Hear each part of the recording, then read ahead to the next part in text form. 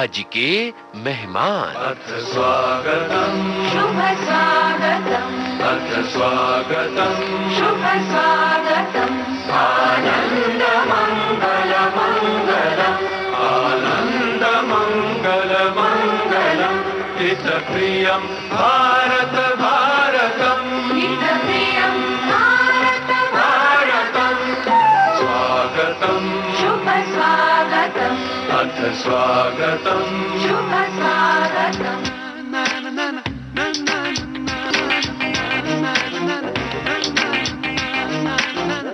श्रोताओ, आज के मेहमान कार्यक्रम में आज हमारे मेहमान हैं संगीतकार शमीर टंडन। आपसे बातचीत की है दिलीप ने। श्रोताओ, आज के मेहमान कार्यक्रम में हमारे मेहमान हैं शमीर टंडन जी, जिन्होंने गंभीर और हिलारियस दोनों ही तरह के गीत अपने संगीत से सजाए हैं। अपने संगीत के माध्यम से हम तक पहुंचाई हैं कुछ बेहतरीन संगीत रचनाएं। और खास बात यह है कि कॉस्ट अकाउंटेंसी के करियर से यहाँ तक आप पहुंचे, तो हम विस्तार से जानेंगे उसके बारे में। सबसे पहले शमीर जी, आपका स्वागत है हमारे स्टूडियोज में। बहुत बहुत धन्यवाद। विविध भारती पर आना बड़ा ही अच्छा लगता है। जब भी यहाँ आते हैं बड़ी अच्छी फीलिंग होती है। अगर हम शुरुआत थोड़ी इनिशियल स्टेज से करें, बेसिकली आप बिलोंग कहाँ को करते हैं? देखिए, वैसे तो हम लोग उत्तर भारतीय हैं, लेकिन मेरी पैदाइश बम्बई में ही हुई है और हम लोग मध्यवर्गीय परिवार से आए हैं। हमने बहुत ज़्यादा पढ़ाई लिखाई की है और बहुत खुशी है इस बात की कि स्कूल कॉलेज में जहां हमने बहुत अच्छा परफॉर्म किया, उसके बाद हमने कॉस्ट अकाउंटेंसी और एमबीए इन फाइनेंस भी किया।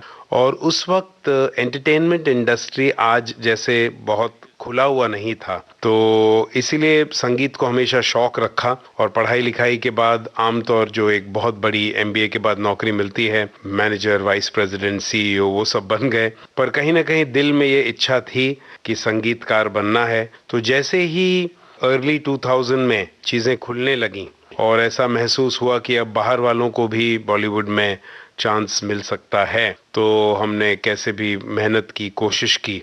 और जब भी नौकरी से अपना वक्त मिलता था तो लोगों से मिलना जुलना होता था और धीरे धीरे संगीतकार बनने की जर्नी मैंने तब शुरू की जब मैं 35 साल का था। तो जब आधी ज़िंदगी ख़त्म हो गई, उसके बाद इसको अंग्रेज़ी में कहते हैं चेंजिंग लेन्स, कि आप कर रहे हैं कुछ और अचानक से half through your career you figure out कि नहीं, मुझे कहीं और कुछ करने के लिए मैं पैदा हुआ हूँ। तो मुझे इस बात की खुशी है कि चाहे ज़िंदगी में लेट शुरू किया, लेकिन किया। यही चीज़ मैं सब अपने श्रोतागण को कहना चाहता हूँ कि अगर आपके दिल में कोई चीज़ हो तो आप उसको चाहे जब भी हो उसको परसू करें, ताकि ज़िंदगी के आखिरी कुछ दिनों में आपको इस चीज़ का मलाल न रह जाए कि आपने अपने ड्रीम्स को परसू नहीं किया। कॉस्ट अकाउंटेंसी और एमबीए फाइनेंस, हमें तो बिल्कुल अजूबा लग रहा है कि आप उस फील्ड से हैं और आपने म्यूजिक की तरफ अपने को ढाल लिया। तो कैसे ये पॉसिबल हुआ? देखिए, बचपन से एक इच्छा थी, एक सपना था कि गाने बनाएं, उन गानों को लोग सुने और मैं एक संगीतकार बनूं जी। लेकिन वो सपना पूरा नहीं हो सकता था, क्योंकि जैसे मैंने आपको बताया हम लोग मध्यवर्गीय परिवार से आते हैं और हमारे कॉन्टैक्ट्स भी नहीं थे बॉलीवुड में, और हमें पता भी नहीं था कि इस फील्ड में कैसे एंट्रेंस लेते हैं जी। और पढ़ाई में भी उतनी ही रुचि थी। तो इसीलिए पढ़ाई करके नौकरी की और बहुत बड़े ओहदे पे की। मुझे खुशी है कि भगवान ने ऐसा आशीर्वाद दिया जिसको मैं अंग्रेजी में कहता हूँ कि I have got the best of both the worlds, अर्थात कि जो कॉर्पोरेट लाइफ है उसके भी मज़े ले लिए और अब as an artist creative life के भी मज़े ले रहा हूँ। तो एक सवाल और बनता है कि उस प्रोफेशन से अभी भी आप जुड़े हुए हैं? अपने परिवार की देखभाल करने के लिए केवल एक आर्टिस्टिक चीज़ से दो रोटी कमाना कभी भी डिफिकल्ट हो जाता है, और इसीलिए मैंने अपने वो जो एक बिजनेस एक्यूमेन है उसको बरकरार रखा है, ताकि मेरे इस शौक की वजह से मेरा परिवार सफ़र ना करे। हम थोड़ा और पीछे जाएं, स्कूल लेवल पे छोटे छोटे जो फंक्शंस होते हैं उसमें शामिल होते थे संगीत को लेकर? स्कूल और कॉलेज में एक अद्भुत चीज़ होती थी मेरे साथ। हर स्कूल और हर कॉलेज में एनुअल फंक्शन होते हैं या बीच बीच में सिंगिंग कॉन्टेस्ट होते हैं या फंक्शन होते हैं, जैसे कि इंडिपेंडेंस डे का या अलग अलग चीज़ों के फंक्शंस होते हैं। तो उसमें बच्चों को परफॉर्म करने के लिए कहा जाता है। तो मेरा एक अनूठा ये चीज़ होता था कि जैसे हम बचपन हमारा 80s में था या लेट 70s में था, तो बाकी लोग सब किशोर कुमार साहब के, रफ़ी साहब के गाने गाया करते थे, या 90s में फिर कुमार शानू, उदित नारायण के गाने शुरू कर दिए जब हम कॉलेज आए। लेकिन मुझे जब कहा जाता था कि कुछ सुनाओ, तो मैं अपने ही गाने लिखे हुए और अपने ही कंपोज किए हुए गाता था, और धीरे धीरे ऐसा होने लगा कि वो मेरा एक वजूद बन गया, मेरा एक अस्तित्व बन गया कि ये आया तो अब अपनी कोई नई चीज सुनाएगा। तो लोग उस चीज को बड़ा अप्रिशिएट करने लगे और कहने लगे, आज अपनी कौन सी नई चीज सुनाने वाले हो गुरु। जब आप किशोर दा या किसी का गाना गाते हैं तो ऑलरेडी कोई फेमस गाना है, तो लोग सिर्फ ये जज करते हैं कि आप सुर ताल में गा रहे हैं कि नहीं। इसमें ये जज होता है कि आप सुर ताल में गा रहे हैं और आपने जो कविता लिखा है सही है कि नहीं, आपने जो तर्ज बनाई है वो अच्छी है, सुनने लायक है कि नहीं, या 1-1.5 मिनट बाद लोग बोले ओ वो भाग जाओ मजा नहीं आ रहा। लेकिन ऐसा भगवान की दया से कभी हुआ नहीं।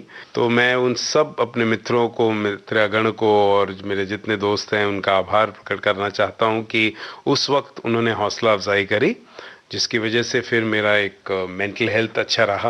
नहीं तो अगर उसी वक्त किसी ने किल कर दिया होता कि अम्मा यार ये क्या गा रहे हो, तुम कुछ बढ़िया गाने सुनाओ, ये क्या अपनी चीजें हमें सुना रहे हो। बिल्कुल। तो अगर उस समय ऐसा हो गया होता तो शायद मेरा अंदर का संगीतकार कभी जागता ही नहीं। और घर से कैसा माहौल था, कैसे बढ़ावा की तरफ से मिला, पेरेंट्स की तरफ से? देखिए, मैं बहुत ही ज्यादा ब्लेस्ड हूँ इस मामले में कि मेरे पिताजी रेलवे में कार्यकर्ता थे, पब्लिक सर्वेंट, और मेरी मम्मी टीचर थी। तो बहुत ही प्रोग्रेसिव पेरेंट्स थे उस वक्त। उन्होंने बहुत ज़्यादा एनकरेज किया और उन्होंने मुझे उस वक्त कहा था बचपन में ही कि अगर तुम कुछ करना चाहते हो तो संगीत की तालीम लो और करो, हम तुम्हारा सपोर्ट करेंगे। जबकि बहुत ही लोअर मिडिल क्लास के थे, क्योंकि आप तो जानते हैं government servant in a clerical job does not gate too much money, और एक माँ भी टीचर तभी बनती है जब थोड़ा सा 2 पैसे कमा ले बच्चों को खुश करने के लिए। लेकिन उन्होंने बहुत ज़्यादा प्रोत्साहन दिया। और उस वक्त जब कहा जाता था ना कि भाई बेटा डॉक्टर बनोगे कि इंजीनियर, तो उस वक्त उन्होंने कहा नहीं, तुम्हें अगर संगीत में जाना है तो तुम संगीत को सीखो, उसकी साधना करो। लेकिन मैं ही था कि नहीं, मुझे तो पढ़ाई भी करनी है। मुझे पढ़ाई की रुचि थी और आज भी रुचि है। मैं आपको एक दिलीप भाई बात बताता हूँ कि आज भी जब कुछ रियलिटी शोज जैसे होते हैं टेलीविजन पे, इंडियन आइडल और सारेगामा वगैरह, तो इनके बच्चे और इनके पेरेंट्स जब मुझसे मिलने आते हैं तो मैं इनसे कहता हूँ पहले आप पढ़ाई करवा दो बच्चे की। तो उन्हें शायद इतना पसंद नहीं आती ये बात। नहीं, बिल्कुल सही कह रहे हैं। लेकिन मैं हमेशा उनको एनकरेज करता हूँ कि आप पढ़ो, क्योंकि पढ़ाई से आगे आपकी जिंदगी अच्छी होगी, ये तो होगी ही, लेकिन आप एक अच्छे इंसान बनोगे। क्योंकि पढ़ाई से ये जरूरी नहीं कि आपको नौकरी मिलेगी या आप एक बिजनेस करोगे, आप पैसे कमाओगे।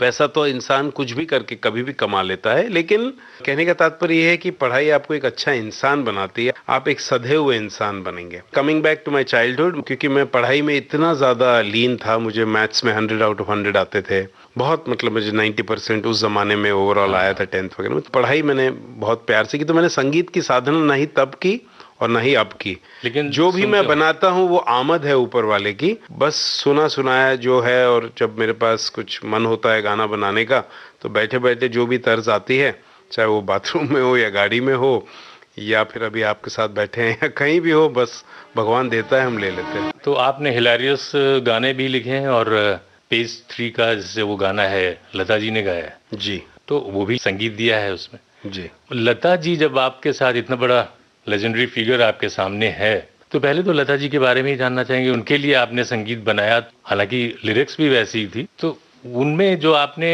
जान डाली है वो कैसे डाली? क्योंकि शब्द बिल्कुल संगीत उसमें बराबर उनके अनुकूल ही लग रहा है। देखिए, 2003 की बात है। मैं एक कॉफ़ी शॉप में एक इंसान को मिला और बातें हुई हमारी, और उन्होंने कहा वो एक फिल्म बना रहे हैं और उनके पास बहुत पैसे नहीं है गानों के लिए। मैंने कहा मैं संगीतकार बनना चाहता हूं। तो संयोग से मिले और वो इंसान निकले मधुर भंडारकर साहब, और वो फिल्म बना रहे थे पेज 3, और मैंने उनके लिए गाना बनाया, कितने अजीब रिश्ते हैं यहाँ पे। और मैंने अपने दिमाग में एक जिद पकड़ ली कि अगर ये गाना गवाएंगे तो हम लता जी से गवाएंगे, और नहीं तो ये गाना ही रिकॉर्ड नहीं करेंगे, कोई और गाना बना लेंगे। तो ये मेरी एक जिद थी अपने आप से। और उस वक्त मैंने अखबारों में पढ़ा था कि लता जी ने कह दिया था कि अब मैं फिल्मों में नहीं गाऊंगी। बस यश चोपड़ा, जिनको यश भैया कहती थी, उनकी एक फिल्म में आखिरी उन्होंने शायद गाने गाए। उसके बाद उन्होंने ये ऑलमोस्ट अनाउंस कर दिया था कि मैं फिल्मों में अब कम गाऊंगी या नहीं गाऊंगी। पर फिर भी मैंने एक ज़रूरत की कि मैंने एक साउंड इंजीनियर के माध्यम से, जो लता जी को जानते थे, अपना एक गाने का ऐसे ही रफ सीडी भेजा और मैंने कहा अगर आप देखिए आपको ये पसंद आए तो मेरे लिए गाइए, तो मैं आपका आभार प्रकट करूंगा। और वो सीडी उन तक पहुंची और एक मंगलवार की शाम थी, मुझे याद है, मैं सिद्धिविनायक मंदिर की लाइन में खड़ा था जहां 1.5 घंटे लगते थे दर्शन के लिए, और अचानक एक फोन बजा, लैंडलाइन से आया। जब मैंने उठाया तो कहा मैं लता बोल रही हूँ। तो मैंने कहा अबे कौन बोल रहा है क्योंकि अभी कौन लता, यू नो। सो बोली मैं लता मंगेशकर बोल रही हूँ। मैंने कहा अरे यार बताओ, मजाक बंद करो, मैं मंदिर में बस एंट्री हो ही रही है मेरी, मैं मोबाइल बंद करने वाला हूँ। मैंने कहा जल्दी बोलो बोली मैं लता मंगेशकर बोल रही हूँ, आपने मुझे एक सीडी भेजा है अपने गाने का, मुझे आपका गाना पसंद आया है। मैंने फोन के नंबर पर निगाह दिया तो मैंने देखा नंबर शुरू होता था 351, और चूंकि हम लोग मुंबई में पले बड़े थे तो हमें ये पता था कि अगर 351 है तो ये पेडर रोड का नंबर है, क्योंकि लैंडलाइन में अक्सर ऐसे आपको पता चलता था पहले 3 डिजिट से कि ये कहाँ का नंबर है। तो मैं समझ गया तो लता जी का ही नंबर है। तो मैंने कहा अरे दीदी आई एम रियली सॉरी, मुझे लगा कोई बोली नहीं, मैं समझ सकती हूँ, लेकिन मुझे ही नहीं बल्कि मेरे भाई जो हैं बाड़ा, जिन्हें वो कहती थी, उन्हें तुम्हारा गाना बहुत पसंद आया और उन्होंने मुझसे कहा कि दीदी आपको ये गाना गाना चाहिए इस बच्चे का जो भी है। तो मैं तो बहुत खुशी से पागल हो गया, मेरा हाथ शिवर करने लगा, फोन हाथ से ऑलमोस्ट गिरने लगा। और फिर मैंने कहा दीदी आप हुक्म करें। तो बोली ठीक है, मैं अगले हफ्ते आके गाना गाती हूँ। तो ये मेरी बहुत बड़ी मन्नत थी, और इसको मैं ड्रीम कम ट्रू नहीं कहता हूँ दिलीप भाई, क्योंकि ड्रीम कम ट्रू वो होता है जो ड्रीम होता है। हमने तो कभी ड्रीम ही नहीं किया था कि लता जी हमारा गाना गाएंगी।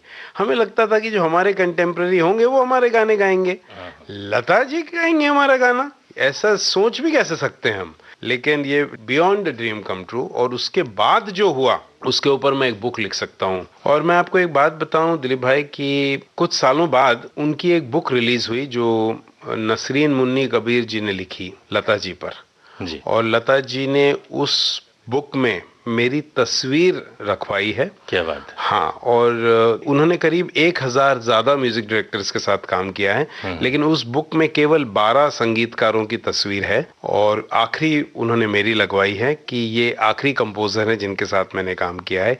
ये उनका बड़प्पन है, मेरे लिए यही ग्रैमी और ऑस्कर है। उसमें लिखा है कि उन्हें बड़ा अच्छा लगा मेरे साथ ये गाना गाकर। एक ऐसी सरस्वती माँ जो कि 1000 संगीतकारों के संगीत निर्देशन में गाने गा चुकी हैं, उन्होंने केवल 12 संगीतकारों में मुझे वहाँ रखा। मतलब मुझे याद है गुलाम हैदर साहब, नौशाद, मदन मोहन, लक्ष्मीकांत प्यारेलाल, सब हैं, और फिर एंड में मेरी फोटो है। तो मैं इस चीज़ का जिंदगी भर उनका आभारी रहूँगा, और उनके चरण धोकर पानी पिया है मैंने।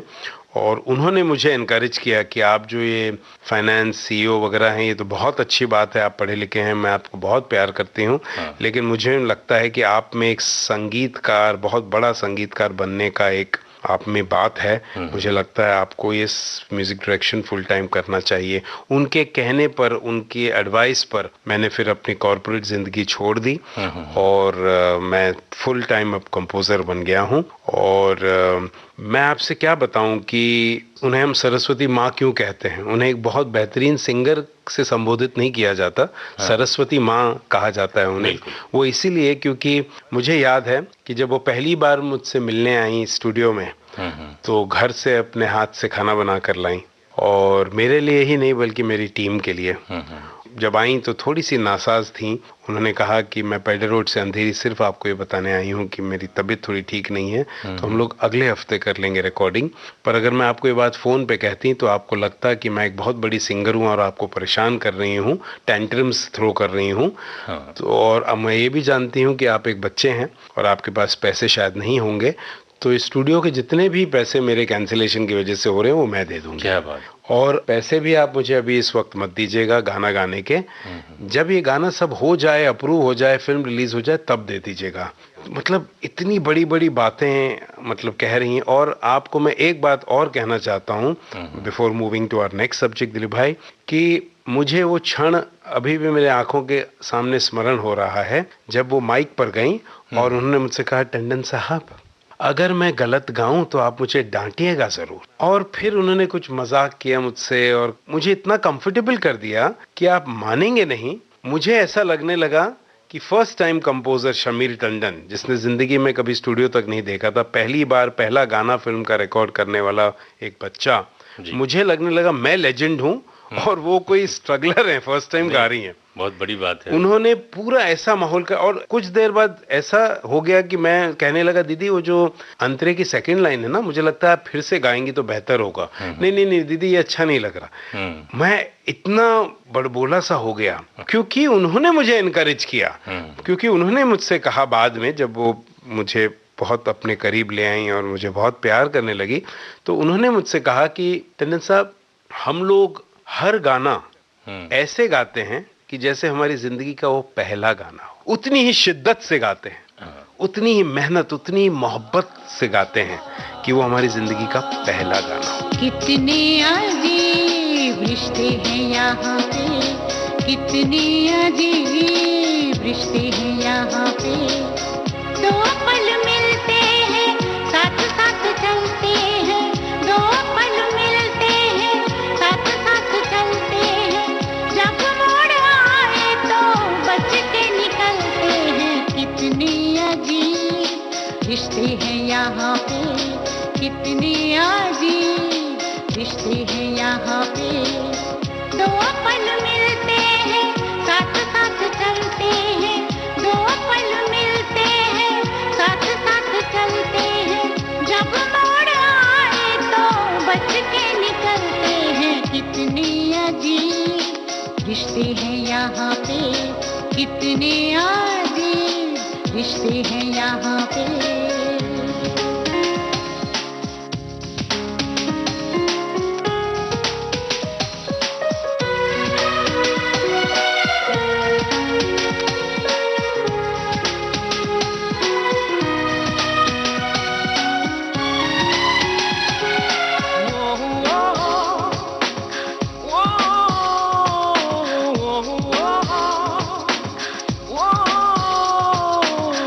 यहाँ सभी अपनी ही धुन में दीवाने हैं, यहाँ सभी अपनी ही धुन में दीवाने हैं, करे वही जो अपना दिल ठीक माने हैं। कौन किसको पूछे कौन किसको बोले, कौन किसको पूछे कौन किसको बोले, सबके लबों पर अपने तराने हैं, सबके लबों पर अपने तराने हैं। ले जाए नसीब किसको कहाँ पे, कितने अजीब रिश्ते हैं यहाँ पे।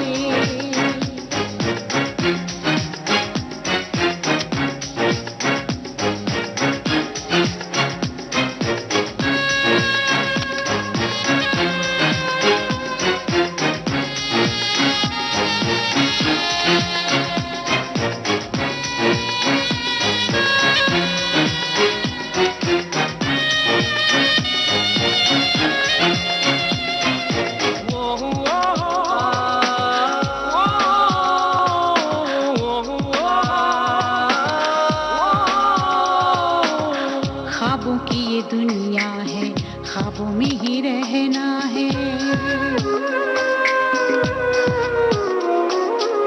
ख्वाबों की ये दुनिया है, ख्वाबों में ही रहना है, राहें ले जाएं जहाँ संग संग चलना है। वक्त ने हमेशा यहाँ नए खेल खेले, वक्त ने हमेशा यहाँ नए खेल खेले, कुछ भी हो जाए यहाँ बस खुश रहना है, कुछ भी हो जाए यहाँ बस खुश रहना है। मंजिल लगे करीब सबको यहाँ पे, कितने अजीब रिश्ते हैं यहाँ पे, दो पल मिलते हैं साथ साथ चलते हैं, दो पल मिलते हैं साथ साथ चलते हैं, जब मोड़ आए तो बच के निकलते रिश्ते हैं यहाँ पे कितने अजीब, रिश्ते हैं यहाँ पे कितने अजीब, रिश्ते हैं यहाँ पे कितने अजीब, रिश्ते हैं यहाँ पे कितने अजीब, रिश्ते हैं यहाँ पे। तो ये थी लता मंगेशकर और ये है लता मंगेशकर। वो तो हमारे बीच से गई नहीं है, और क्योंकि हमारे दिन की दिनचर्या उनके गाने से शुरू होती है। हम सोने जाते हैं, उनका गाना सुनते हुए सोते हैं। और जब मुझसे लोग कहते हैं कि आपने करोड़ों रुपए की नौकरी, क्योंकि आप जानते हैं सीईओ लेवल पर मल्टीनेशनल कंपनी में डॉलर्स में मिलते हैं हमें पैसे, वो छोड़कर ये किया। और मेरे कुछ दोस्त हैं जो बड़े बड़े ओहदे पे अभी भी हैं, वो जब बात करते हैं, मुझसे मिलते हैं और वो उनके पास अमेरिका में बहुत बड़े बंगले हैं, गाड़ी हैं, तो मैं उनसे कहता हूँ मेरे पास लता जी हैं, मैंने लता जी को छुआ है, उनके चरण छुए हैं, मैंने उनके साथ वक्त बिताया है, मैंने उनके साथ खाना खाया है, मेरी तस्वीर उनकी किताब में है, उन्होंने मेरा गाना गाया है। तो मैं संपूर्ण महसूस करता हूँ अपने इस जीवन को। हम ये जानना चाहते हैं कि आपको खुद को कौन से गाने पसंद हैं, यानी किस तरह के नए ज़माने के, जैसे आपने बरेली का झुमका भी कंपोज किया है और बहुत सारे ऐसे गाने हैं, लेकिन आपको खुद कौन से गाने पसंद हैं? देखिए, मैं सोलफुल म्यूज़िक ही ज़्यादा सुनता हूँ और सोलफुल म्यूज़िक ही बनाने का भी प्रयास करता हूँ। वो बात अलग है, फिल्मों में अलग अलग सिचुएशन आती हैं तो हमें अलग अलग टाइप के गाने बनाने ही पड़ते हैं, लेकिन मुझे सोलफुल इमोशनल गाने पसंद हैं, सुनने भी और बनाने में भी। जैसे कि दो पल मिलते हैं, साथ साथ चलते हैं, जब मोड़ आए तो बच के निकलते हैं, कितने अजीब रिश्ते हैं यहाँ पे, कितने अजीब रिश्ते हैं यहाँ पे। क्या बात। ये लता जी का। और मैं एक और इंसान को अपना गुरु मानता हूँ जिनके साथ मैंने बहुत वक्त बचपन से गुजारा है, जिनके बेटे मेरे क्लासमेट रहे और बचपन से मतलब उनके हाथ से रोटी खाई है मैंने, जगजीत सिंह साहब। तो उनको भी मैंने एक राग यमन में एक गजल गवाई थी एक फिल्म में, जो छोटी सी फिल्म थी जिसमें सतीश कौशिक, प्रेम चोपड़ा, कादर खान थे, बुजुर्गों की जिंदगी के बारे में फिल्म थी। उसमें मैंने जगजीत सिंह साहब को एक गजल गवाई थी, 9 मिनट की गजल थी कि खुमारी चढ़ के उतर गई, जिंदगी यूं ही गुजर गई, खुमारी चढ़ के उतर गई, जिंदगी यूं ही गुजर गई, कभी सोते सोते कभी जागते, ख्वाबों के पीछे यूं ही भागते, अपनी तो सारी उम्र गई, अपनी तो सारी उम्र गई, खुमारी चढ़ के उतर गई, जिंदगी यूं ही गुजर गई। अच्छा, एल्बम की बात करी तो एल्बम्स तो आपने निकाले ही हैं, आप एल्बम्स के बारे में जिक्र करना चाहें? आप शायद इस बात से सहमत होंगे कि पिछले 20 साल में जब से हम इसमें आए हैं, म्यूजिकल फिल्में बनना मोरलेस बंद हो गई हैं। अर्थात कि फिल्म में 7 गाने, 8 गाने, 9 गाने, 6 गाने, वो सब बंद हो गया। अब जो फिल्में बन रही हैं पिछले 10-15 साल में, उनमें इक्के दुक्के गाने होते हैं और होते भी हैं तो बस थोड़ा सा यहाँ वहाँ होके चले जाते हैं। और लिपसिंग तो एकदम ही खत्म हो गया है, पिछवाड़े में म्यूजिक चलता है एज अ बैकग्राउंड स्कोर जी। कुछ फिल्में आपने ऐसे भी रियलाइज की होंगी हाल ही में जो रिलीज हुई हैं जिनमें कोई गाना ही नहीं है, तो ऐसे में नॉन फिल्म म्यूजिक जागरूक होता है जो फिल्मों से परे है जी। तो मैंने 2006 में अपना पहला नॉन फिल्म एल्बम रिलीज किया था और उसमें भी देखिए संजोग से भगवान ने मुझे इतना ज्यादा आशीर्वाद दिया है, मैं ऊपर वाले का शुक्रगुजार हूँ, कि उस एल्बम का नाम था आशा एंड फ्रेंड्स, जिसमें मैंने आशा जी को सेंटर में रख के एक गाना डुएट गवाया उनको मैंने संजय दत्त साहब के साथ, क्योंकि उस एल्बम का थीम ये था कि आशा जी कुछ ऐसे लोगों के साथ गाएंगी जिनका काम गाना नहीं है, जो मशहूर किसी और चीज के लिए हैं, लेकिन गाते अच्छा हैं। तो आशा जी के साथ एक गाना मैंने संजय दत्त के साथ गवाया। हाँ हाँ।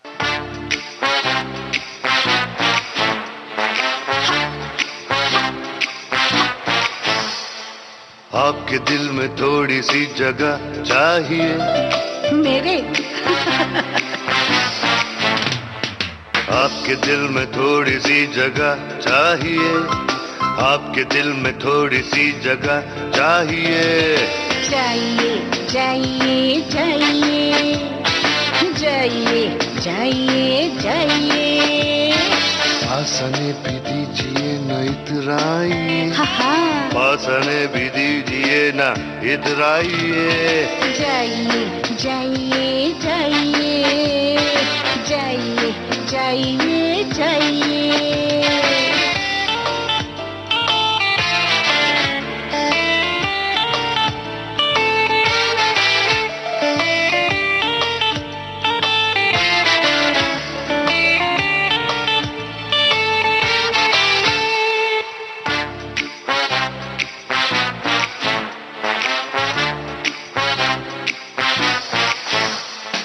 अपना दिल लेकर अब हम कहाँ जाएंगे, टूट के कतरा कतरा बिखर जाएंगे।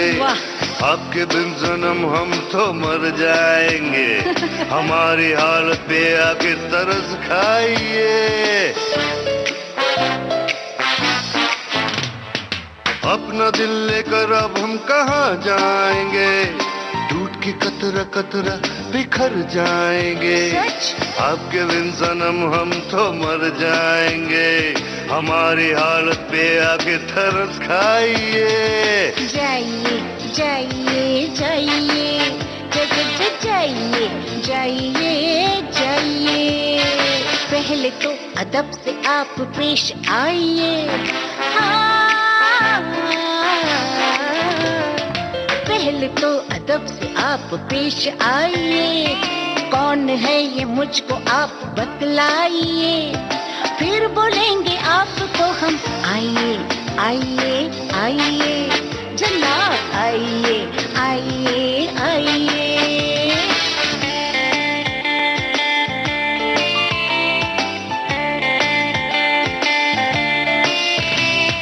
जाइए जाइए जाइए जाइए जाइए जाइए।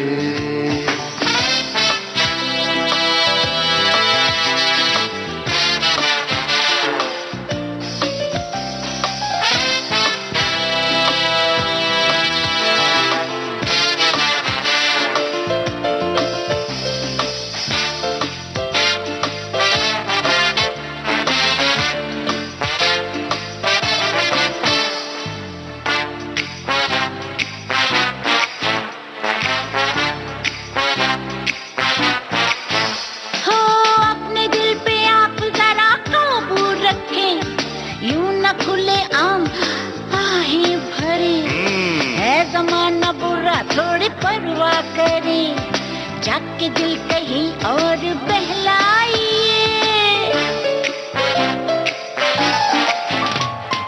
अपने दिल पे आप जरा काबू रखें, यूं न खुले आम आहें भरे। है जमाना बुरा थोड़ी परवाह करें, जाके दिल कहीं और बहलाइए। जाइए जाइए जाइए जाइए जाइए जाइए ना, आपके दिल में थोड़ी सी जगह चाहिए, आपके दिल में थोड़ी सी जगह चाहिए। जाइए जाइए जाइए जाइए ना जाइए ना जाइए। आसने भी दीजिए न इतराइए, आसने भी दीजिए न इतराइए। आइए आइए आइए आइए आइए आइए आइए आइए। ला ला ला ला ला ला ला ला ला ला ला ला। आइए आइए। एक गाना मैंने आशा जी को, ब्रेट ली जो कि उस समय विश्व के सबसे फास्टेस्ट बॉलर माने जाते थे, ऑस्ट्रेलिया से आए हुए थे, ब्रेट ली और आशा जी का एक डुएट करवाया। फिर उर्मिला मातोंडकर को भी एक गाना गवाया। तो जितने लोग किसी और प्रोफेशन के लिए जाने जाते हैं पर गाते अच्छा हैं। तो ये मेरी खुशनसीबी रही है कि एक और मैंने लता जी जो कि गॉड ऑफ म्यूजिक हैं उन्हें रिकॉर्ड किया, और एक तरफ गॉड ऑफ क्रिकेट यानी कि सचिन तेंदुलकर को भी रिकॉर्ड करने का मुझे सौभाग्य प्राप्त हुआ है। जी हाँ, आप सुनकर आश्चर्यजनक हो जाएंगे क्योंकि किसी को पता नहीं कि सचिन गाते भी हैं और बहुत अच्छा गाते हैं। और कुछ साल पहले मैंने उन्हें गवाया और सोनू निगम को भी साथ में एक डुएट करवा दिया। बड़ा मजा आया। गाने के बोल हैं, नाचो नाचो नाचो सारे क्रिकेट वाली बीट पे, नाचो नाचो नाचो सारे क्रिकेट वाली बीट पे, क्रिकेट वाली बीट पे।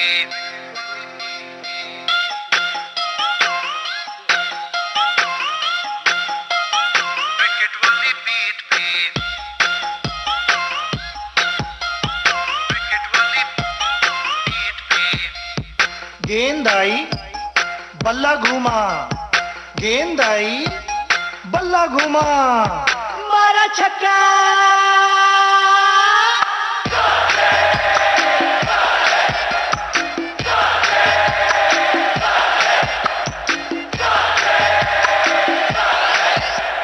नाचो नाचो नाचो सारे क्रिकेट वाली बीट पे, नाचो नाचो नाचो सारे क्रिकेट वाली बीट पे। Give me a no ball, now show me a wide. हवा में मारो clap, yeah that's right. Now give me an out, एक loud वाली shout, और जोर से एक साथ। ये हुई ना बात, चलो अब ये steps करो, बैठे हो क्यों सीट पे। नाचो नाचो नाचो सारे क्रिकेट वाली बीट पे, नाचो नाचो नाचो सारे क्रिकेट वाली बीट पे।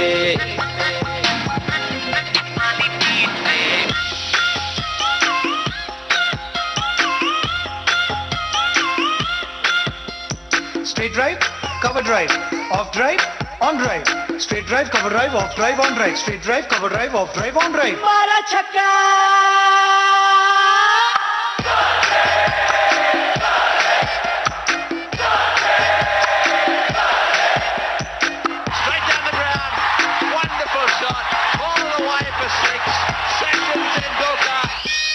नाचो नाचो नाचो सारी क्रिकेट वाली बीट पे, नाचो नाचो नाचो सारे क्रिकेट वाली बीट पे।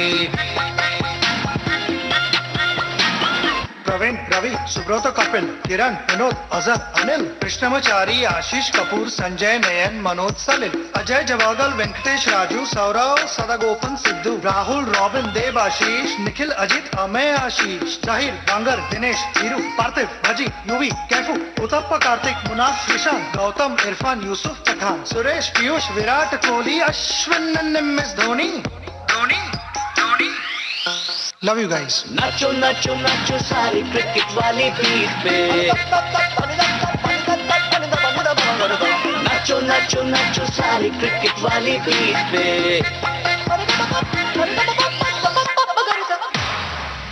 अब देखिए, मेरा सौभाग्य ये भी रहा कि एक तरफ लता बाई और एक तरफ आशा जी। आशा जी के साथ मैंने बहुत ज्यादा गाने रिकॉर्ड किए हैं। एक लम्हा लम्हा करके हाँ, आपने मेरे दिल को छू लिया। कॉर्पोरेट नाम की एक फिल्म की थी हमने बिपाशा बासु और मधुर भंडारकर साहब के साथ जी।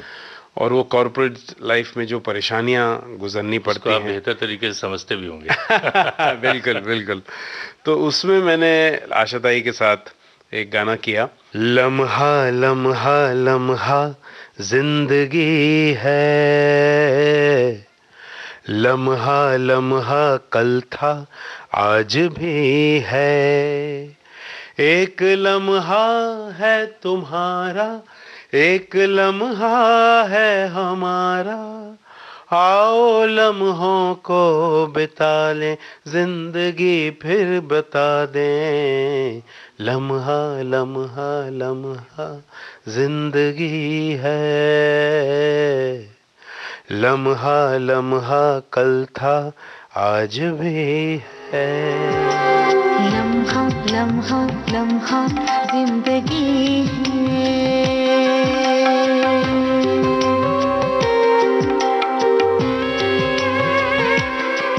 अरे लम्हा लम्हा लम्हा जिंदगी है। लम्हा लम्हा कल था आज भी है। एक लम्हा है तुम्हारा, एक लम्हा है हमारा। एक लम्हा है तुम्हारा, एक लम्हा है हमारा। आओ लम्हों को मिला दे, जिंदगी फिर बना दे। लम्हा लम्हा लम्हा जिंदगी है। लम्हा लम्हा कल था आज भी है। एक लम्हा है तुम्हारा, एक लम्हा है हमारा। आओ लम्हों को मिला दे, जिंदगी फिर बना दे। लम्हा लम्हा लम्हा जिंदगी है। लम्हा लम्हा कल था आज भी है।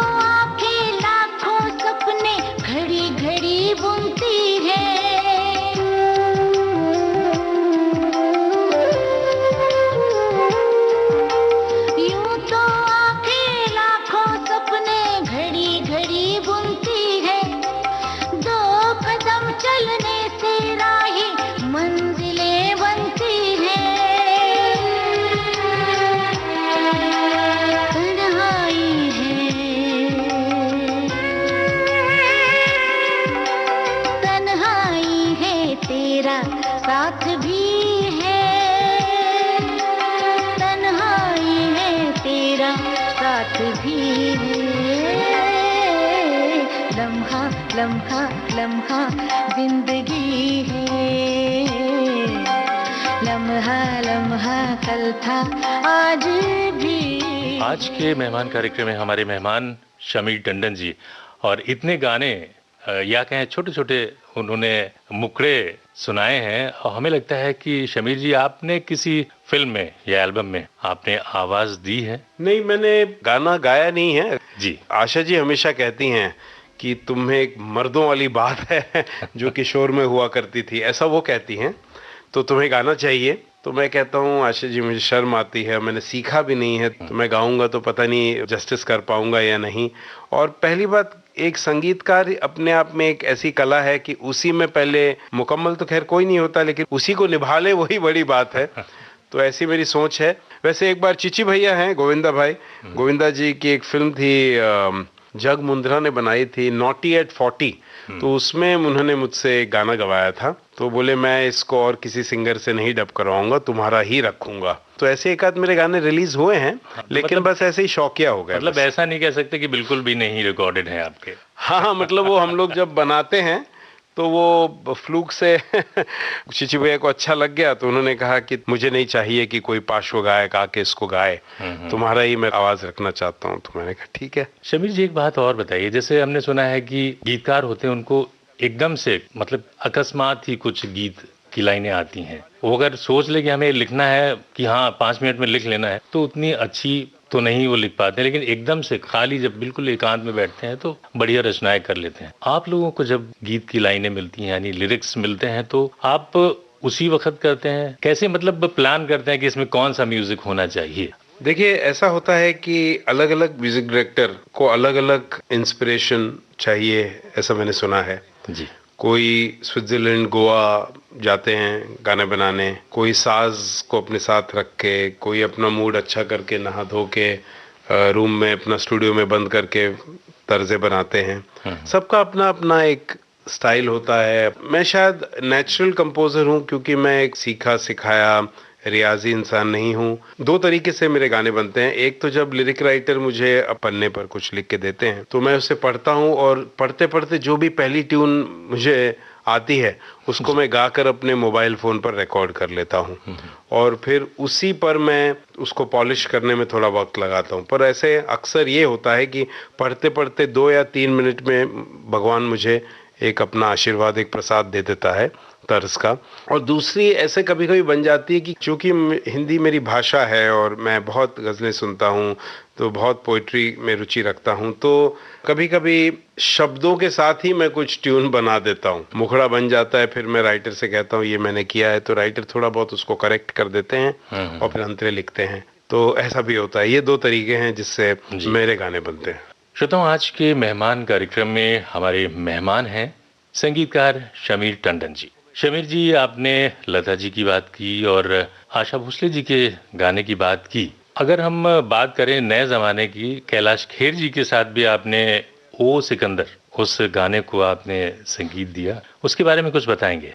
देखिए, मैं फिल्म कर रहा था कॉर्पोरेट और उस समय 2005-06 की बात है। नए नए सिंगर आए थे कैलाश खेर जी, जो आज पद्मश्री कैलाश खेर हो गए हैं। उस वक्त उन्होंने केवल 1 या 2 गाने गाए थे शायद। जी जी। तो मुझे उनकी आवाज़ पसंद आई थी और मुझे लगा था कि इस टाइप की जो मैं कव्वाली बना रहा हूँ उसमें कैलाश को बुलाता हूँ। तो मैंने कैलाश को बुलाया और मैं उस समय सिंगापुर में था, अपनी कंपनी के काम से गया था और वहीं बैठे बैठे होटल के कमरे में मैंने ये गाना बनाया, ओ सिकंदर। और जैसे ही इंडिया आया मैंने कैलाश को फ़ोन किया और वो भी नया नया सिंगर था, तो बहुत ही एंथुजियाज्म में एकदम झुकते हुए पैर छूकर बोला कि आप मुझसे गवा रहे हैं, मैं आपका आभारी हूँ। तो अच्छा लगा और वो चीज़ कैलाश की मॉडेस्टी उस गाने में भी दिखती है। और उस गाने के बोल बहुत अच्छे हैं। ओ सिकंदर आप अपने श्रोतागण को ज़रूर सुनाएं क्योंकि उसमें ज़िंदगी का पूरा फ़लसफ़ा है और बहुत ही इंस्पिरेशन है उस गाने में कि क्यों तरसता है तू बंदे, क्यों तरसता है तू बंदे, जल्द ही बदलेगा मंजर, झांक ले तू एक दफा बस दिल से अपने दिल के अंदर, तुझ में भी वो बात है, तेरी भी औकात है, तू भी बन सकता है सिकंदर। ओ सिकंदर सिकंदर ओ सिकंदर, झांक ले झांक ले झांक ले दिल के अंदर। हो ओ सिकंदर ओ सिकंदर ओ सिकंदर, झांक ले झांक ले झांक ले दिल के अंदर। क्यों तरसता है तू बंदे, जल्दी ही बदलेगा मंजर,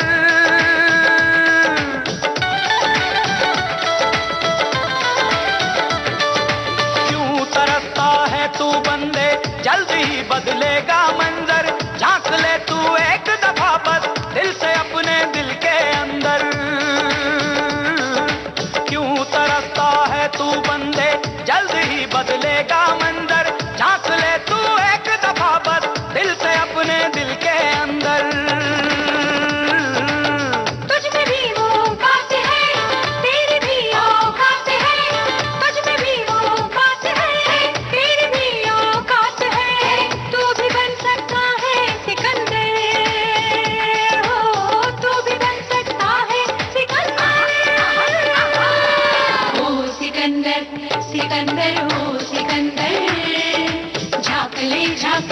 झांक ले दिल के अंदर। हो सिकंदर सिकंदर हो सिकंदर, झांक ले दिल के अंदर। ओ सिकंदर ओ सिकंदर ओ सिकंदर, ओ सिकंदर ओ सिकंदर ओ सिकंदर, ओ सिकंदर ओ सिकंदर ओ सिकंदर।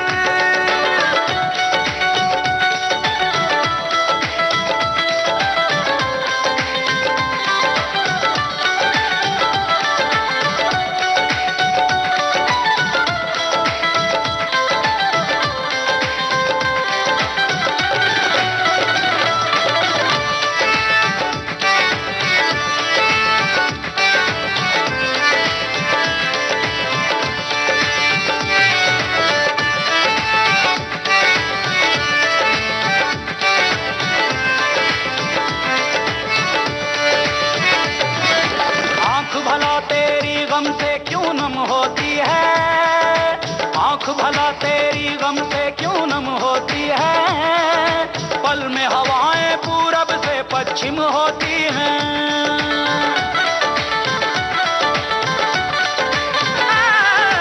आँख भलो तेरी गम से क्यों नम होती है, पल में हवाएं पूरब से पश्चिम होती हैं।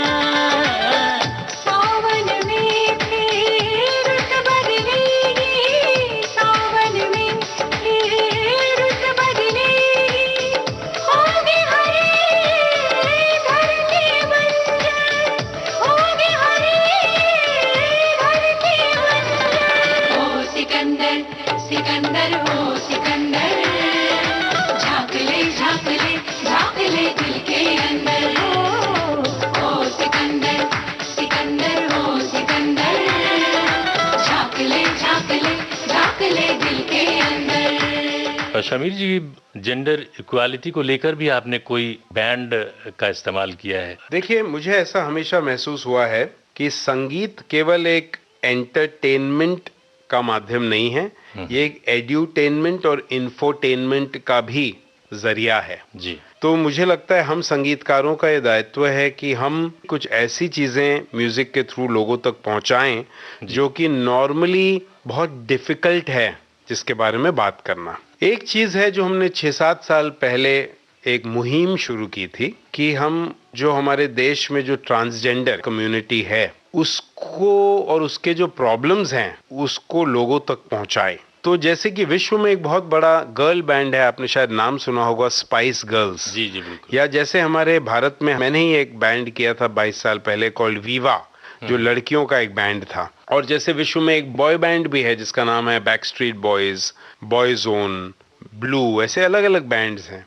तो हमने ऐसा सोचा कि हम रास्तों में जो या तो भीख मांगते हैं या जो घरों में आते हैं मंगनी के लिए जब बच्चा होता है और जिन्हें नॉर्मली लोग फटकार के भगा देते हैं कुछ पैसे दे के, हमने उन्हें पकड़ा और 200-250 लोगों से हम मिले ट्रांसजेंडर से, और उनमें से 6 हमने सिलेक्ट करके 6 लोगों की एक बैंड बनाई। और पहला गाना हमने उनके साथ जो रिकॉर्ड किया वो कुछ लाइनें जो गुरु ग्रंथ साहिब में हैं कि अव्वल अल्लाह नूर पाया कुदरत के सब बंदे, एक नूर ते सब जग उपजिया कौन भले को मंदे, सब रब दे बंदे। क्योंकि देखिए, चाहे पुरुष हो, स्त्री हो या ट्रांसजेंडर, हम लोगों को सब ऊपर वाले ने ऐसा पैदा किया है और हम चाहते हैं कि इन लोगों को भी मेन स्ट्रीम सोसाइटी में इंटीग्रेट किया जाए, नौकरियां दी जाएं, इन्हें भी घर दिए जाएं। क्योंकि देखिए, लोग अपना घर इनको रेंट पे नहीं देते हैं, रेस्टोरेंट्स में जब भी जाते हैं तो कोई इनको बैठने नहीं देता है, बुरा व्यवहार इनके साथ किया जाता है। और जब माँ बाप को पता चलता है कि हमारे घर में ऐसा हुआ है, ऐसा बच्चा पैदा हो, तो माँ बाप इन्हें घर से निकाल देते हैं और बहुत इनके साथ हैरेसमेंट हर तरीके का होता है। तो हमने इस मुहिम में कुछ गाने बनाए, इन गानों और म्यूजिक वीडियो के द्वारा जो हमने यूट्यूब पे लगाए, और मैं तहे दिल से थैंक यू बोलना चाहता हूँ, ग्रेटिट्यूड एक्सप्रेस करना चाहता हूँ आदित्य चोपड़ा साहब को कि उन्होंने हमारे को प्रोत्साहन दिया कि हम ये बैंड बनाएं। और हमारे साथ सोनू निगम जुड़े, उन्होंने भी डुएट किया इनके साथ, राहत फतेह अली खान साहब ने गाया, फिर ऋतिक रोशन ने इनके साथ डांस किया। तो ऐसे बड़े बड़े लोग जुड़े और आज मैं देखता हूँ तो मुझे बड़ी खुशी होती है कि जब कॉलेज के कुछ दोस्त बड़े बड़े कॉफी शॉप में बैठते हैं तो 3 लड़के होंगे, 4 लड़कियां होंगी, तो एक ट्रांसजेंडर भी होता है जो हमारे जमाने में कभी हो नहीं सकता था। और इतना ही नहीं, विश्व में एक बहुत बड़ा अवार्ड होता है जिसके बारे में आपने सुना होगा, कान्स फेस्टिवल में अवार्ड्स होते हैं। तो वहाँ एक होता है ब्रॉन्ज, सिल्वर, गोल्ड, प्लैटिनम, और इन सब से ऊपर एक अवार्ड होता है जिसे फ्रेंच में कहते हैं ग्रॉ प्री ग्लास लायन।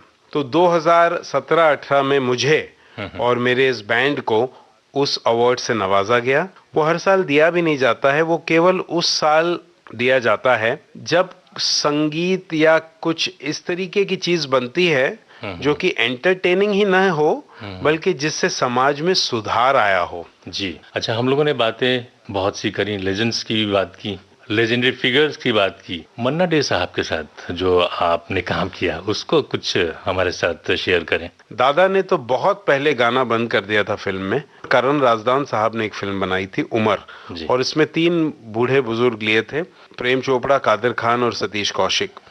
तो मैंने इन 3 बूढ़े लोगों के लिए जब एक गाना बनाया तो मुझे लगा कि एक यंग सिंगर से गवाऊंगा तो बड़ा अटपटा लगेगा स्क्रीन पर। तो इसलिए मैंने दादा को फोन किया, तो दादा ने कहा कि मैंने तो गाना बंद कर दिया है। मैंने कहा दादा ये बुजुर्गों की है और आप ही एक बुजुर्ग हैं जो ये गाएंगे तो जस्टिफाइड लगेगा स्क्रीन पर। उन्हें बात मेरी सही लगी, बोले ठीक है आप आ जाओ। उन्हें मेरा गाना पसंद आया और उनसे भी मैंने बहुत मैनेजमेंट के लेसन्स सीखे। मिसाल के तौर पे इम्पोर्टेंस ऑफ रिहर्सल, तो उन्होंने 2 दिन रिहर्सल करी मेरे साथ और डिसिप्लिन्ड। 9 बजे का सुबह टेक था तो 8:50 पे स्टूडियो में उनकी एंट्री हो गई और पूरा गाना लिख कर अपने हाथों से लाए थे और एक टेक में पूरा गाना गा दिया। उस उम्र में तब वो ऑलमोस्ट 90 इयर्स के थे। तो ये मेरा सौभाग्य है कि ऐसे लोगों के साथ मुझे काम करने को मिला और मैं तहे दिल से चाहूंगा कि आप लोग ये गाना जरूर सुनाएं। दुनिया वालों को नहीं कुछ भी खबर कि प्यार करने की है ना कोई उम्र, कि प्यार करने की कोई उम्र नहीं है। उमर फिल्म का आपने उमर फिल्म का गाना है और इसको लिखा था शैली शैलेंद्र ने, जो कि शैलेंद्र साहब के बेटे रहे। और शैली ने मुझे बताया कि ये लाइन जो है वो शैलेंद्र साहब की ही थी, जो उनकी किसी डायरी से उन्होंने निकाल कर मुझे दी थी जी। तो ये गाना आप हमारे सुनने वालों को जरूर सुनाएं। दुनिया वालों को नहीं कुछ भी खबर, दुनिया वालों को नहीं कुछ भी खबर, कहे प्यार करने की है ये कोई उम्र, हम कहें दिल से दिल मिले जो अगर, हम कहें दिल से दिल मिले जो अगर, तब है प्यार करने की हर एक उम्र, तब है प्यार करने की हर एक उम्र। दुनिया वालों को नहीं कुछ भी खबर, कहे प्यार करने की है ये कोई उम्र, हम कहीं दिल से दिल मिले जो अगर, हम कहें दिल से दिल मिले जो अगर, तब है प्यार करने की हर एक उम्र, तब है प्यार करने की हर एक उम्र। दुनिया वालों को नहीं कुछ भी खबर, नहीं कुछ भी खबर।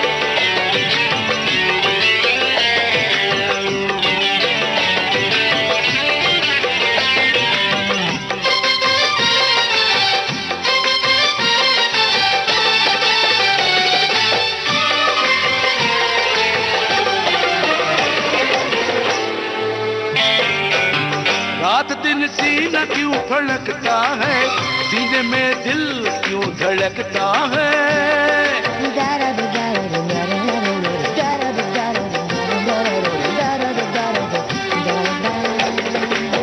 रात दिन सीना क्यों फड़कता है, सीने में दिल क्यों धड़कता है, कहीं तो है वो हसीना कोई जिसके लिए दिल ये तड़पता है।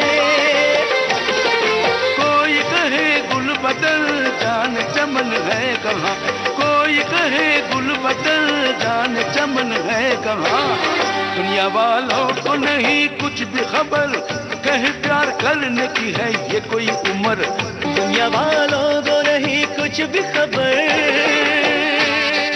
शमीर जी, लेजेंडरी फिगर से आपका जो साथ रहा उसके जिक्र किया, लेकिन हम ये चाहेंगे और कौन से ऐसे लेजेंडरी फिगर है जो हमसे शायद छूट गए हैं, जिनका जिक्र आप करना चाहें। देखिए, मैंने एक फिल्म की थी मधुर भंडारकर साहब के साथ जिसका नाम था ट्रैफिक सिग्नल। मैंने गाना बनाया था और मैंने एक बहुत ही मेरे पसंदीदा गायक को बुलाया, भूपेंद्र सिंह साहब को जी। तो भूपी जी ने भी फिल्मों में बहुत सालों से नहीं गाया था, फिर मैंने उनको 2006-07 में गवाया। बहुत ही खूबसूरत गाना है कि न जिस दिन तेरी मेरी बात होती है, न दिन गुजरता है न रात होती है, न दिन गुजरता है न रात होती है।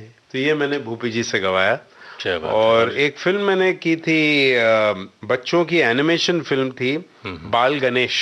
तो उसमें गणपति की आरती है। लता जी तब तक और थोड़ा कम गाने शुरू हुई, तो मैंने उषा जी से दरखास्त की, उषा मंगेशकर, और मैं बहुत ही उनका आभारी हूँ कि उन्होंने हाँ कहा और उन्होंने मेरा गाना बाल गणेश में गाया। और एक बात और बताना चाहूंगा कि मुझे बप्पी दा से बहुत लगाव रहा। एक छोटी कहानी बताऊंगा कि मैं एक बच्चों का एल्बम कर रहा था सारेगामा म्यूजिक कंपनी के लिए, और मैंने 25-30 बच्चों से मिला और एक प्यारे से बच्चे से मिला, मुझे लगा बहुत अच्छा गा रहा है।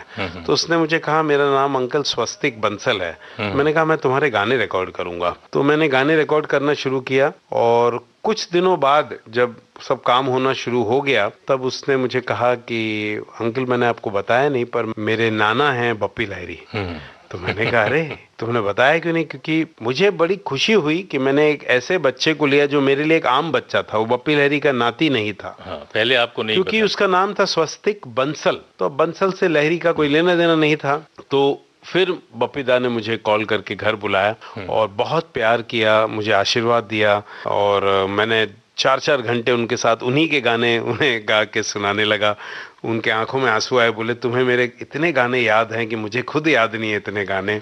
मुझे एक और बात की खुशी होती है, आपने लेजेंडरी नाम कहा तो वो चीज़ में एक तो नाम और ले देता हूँ। जी जी। मुझे काम करने का सौभाग्य प्राप्त हुआ जावेद अख्तर साहब के साथ। उन्होंने अभी मेरा एक गाना लिखा है जो कि एक एल्बम का गाना है, और वो रॉक गाना मैंने बनाया है जो मैं अक्सर नहीं बनाता हूँ। एक थीम आजकल बहुत चल रही है, आपने देखा होगा समाज में, लिव इन रिलेशनशिप्स। जी जी। देखिए पहले गाने होते थे कि 100 साल पहले मुझे तुमसे प्यार था, आज भी है कल भी रहेगा। तो मैंने सोचा कि आज का जो यूथ है इन सब चीजों से रिलेट नहीं करेगा और ये गाने उससे रेजोनेट नहीं करेंगे, क्योंकि आजकल का यूथ तो 2 मिनट वाला है। ये बात मैंने जावेद साहब से कही, और जावेद साहब ने हमारे देश के सबसे खूबसूरत रोमांटिक गाने लिखे हैं। उनसे मैंने ये गाना लिखवाया और मोहित चौहान से गाना गवाया। गाना है कुछ, यही बात है दिल में तुम्हारे, यही बात है दिल में मेरे, शादी के 2 बोल हो या हो शुभ विवाह के 7 फेरे, ये सारे कच्चे धागे हैं पल में टूटते हैं ये घेरे, यही बात है दिल में तुम्हारे, यही बात है दिल में मेरे, यही बात है दिल में तुम्हारे, यही बात है दिल में मेरे। शमीर जी, स्पैन की बात करी, पीरियड की बात करी, आपने बताया 2004 के बाद आप संगीत दे ही रहे हैं रेगुलरली, लेकिन बीच में एक वक्त आया, अगर हम 2020 की बात करें जब लॉकडाउन हुआ देश में, उस दौरान आपका जो संगीत का सिलसिला था जारी था या उस ब्रेक लगा था? बहुत अच्छा सवाल आपने पूछा। आप मानेंगे नहीं, लॉकडाउन म्यूजिक के लिए बहुत ही अच्छा रहा, क्योंकि क्या हो गया कि फिल्में रुक गई थी और सब परेशान थे, और म्यूजिक अब ऐसा हो गया है टेक्नोलॉजी की वजह से कि मैं संगीतकार मेरे घर में हूँ और एक मेरे गिटारिस्ट अपने घर में हैं और सिंगर अपने घर में है और तबलची अपने घर में है और इलेक्ट्रॉनिक म्यूजिक जो अपने लैपटॉप से आजकल बनता है वो अपने घर में है, और हम सब लोग जूम पर मिलते थे।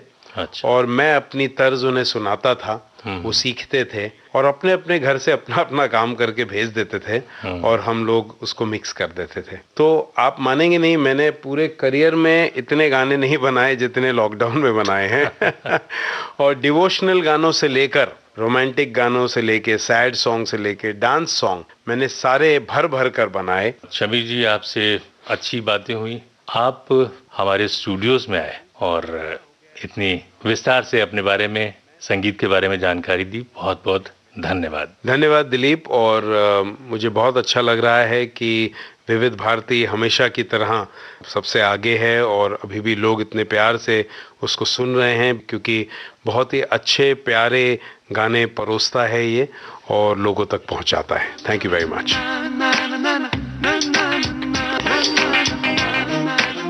आज के मेहमान कार्यक्रम में श्रोताओं अभी आप सुन रहे थे संगीतकार शमीर टंडन से दिलीप की बातचीत। Recording engineer Vinayak Tadwalkar. इस कार्यक्रम के प्रस्तुतकर्ता जुबैर खान। आज के मेहमान।